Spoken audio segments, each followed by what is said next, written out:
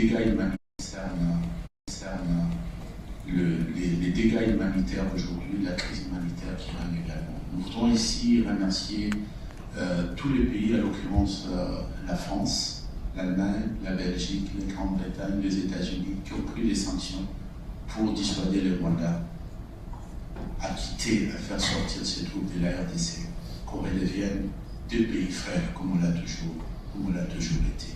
Et les ressources de la RDC, le président de la République, Félix Antoine Tshisekedi, on l'a toujours dit, les ressources de la RDC, c'est pas seulement pour le développement du Congo. C'est vrai, France Fanon avait dit que l'Afrique a la forme du revolver, dont la cachette se trouve en RDC, donc au Congo.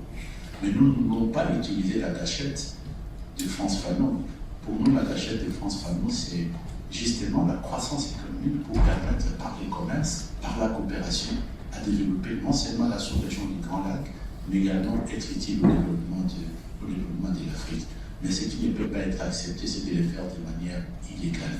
Voilà pourquoi nous pensons que tous les pays épris de paix et de liberté, soucieux du respect de la Charte des Nations Unies et de l'Union africaine, aujourd'hui, nous pensons qu'on doit renforcer les sanctions pour permettre à ce que les ligues bougent. La RDC n'a juste besoin de la paix et de travailler en coopération avec tous ces pays voisins. Parce que l'armée de la RDC n'a jamais franchi ses frontières pour aller attaquer un autre pays. Mais ça fait 30 ans de manière récurrente que cette crise de l'Est de la République démocratique du Congo est toujours à l'ordre du jour de l'agenda. Nous nous félicitons de la résolution, je vais m'arrêter là, de la résolution 2773 du Conseil de sécurité qui a condamné clairement les Rwandais et qui a demandé au Rwanda, qui a mis en demeure le Rwanda de retirer ses troupes.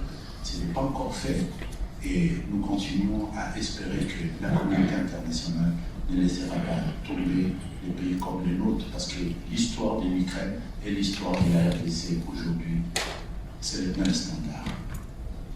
Je vous remercie.